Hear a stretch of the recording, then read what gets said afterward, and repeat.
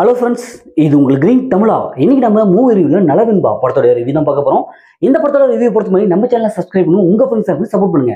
Nalavenba 2024ல Malaysian மூவியா வெளிவந்த ஒரு மோட்டிவேஷனல் மூவி. இந்த படத்தோட ஹீரோ ரெண்டு பேர்.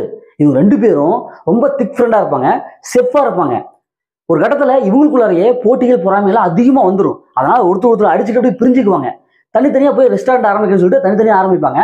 அதுல ஒருத்தர் மட்டும் ரொம்ப டாப் லெவல்ல பேரும் பணம் புகழ் சும்மா ஏகப்பட்ட பணம் சம்பாரிச்சிருவாரு. இன்னொருத்தர் அப்படியே பார்த்துட்டு இருப்பாரு என்ன பண்ணலான்ட்டு. இப்போ அந்த பணம் சம்பாதிக்கிறாரு இல்லையா, அவரு கூட ஒரு ஃப்ரெண்ட் ஒருத்தர் இருப்பாங்க.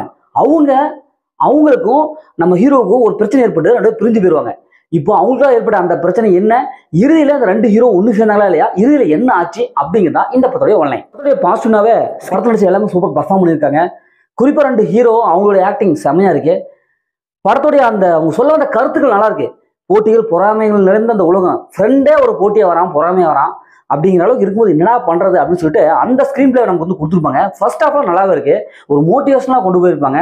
ஏன்னா இதே மாதிரியான நிறைய படம் நம்ம பார்த்துருப்போம். இருந்தாலும் அந்த ஸ்கிரீன் பிளே வைஸ் பார்க்கும்போது ஃபர்ஸ்ட் ஹாஃப் நல்லா இருக்கு. படத்துடைய பியூஜி மியூசிக் நல்லாவே வந்திருக்கு. அதே மாதிரி ஒரு ஹை குவாலிட்டி மியூசிக் அப்படி கொடுத்துருக்காங்க. சினிமோட்டோகிராஃபிக் படத்துக்கு என்ன தேவையோ அதை கொடுத்துருக்காங்க.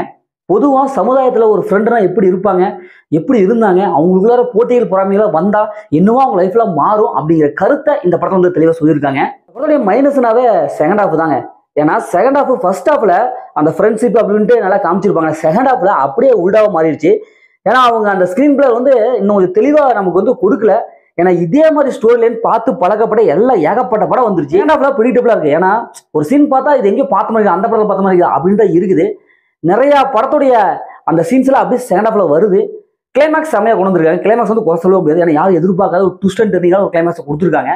அந்த எமோஷனல் என்ன கனெக்ட் ஆகல, அந்த ஃப்ரெண்ட்ஷிப் நட்புக்குள்ள அந்த எமோஷனல் அப்படி ஹார்ட் இங்க டச் பண்ணும்.